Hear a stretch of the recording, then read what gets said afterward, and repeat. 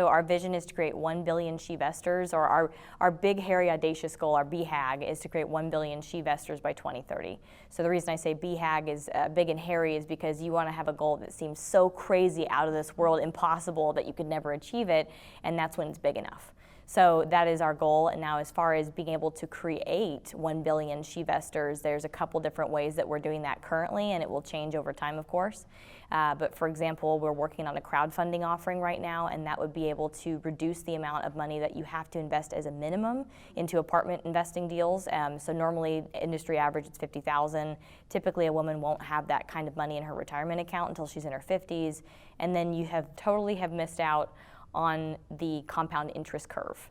So the earlier you start investing, the quicker that you take $6,000, $7,000 that you might have in a retirement account from a job, you can actually multiply that by using that curve, right? So how do we get women started earlier for less money? So that's one thing that we're working on. So a normal offering, we might have like 18 investors that come in. That could be, depending on how big the offering is, it could be up to 4,000 investors. So that's creating more shevestors, if you will. In addition to that, we have an app, so it's called Shevest app. That app provides commercial cash flow education on all of the different commercial assets, so RV parks, mobile home parks, triple net leases, medical buildings that cash flow, apartments, all the different assets that you can invest in and create cash flow.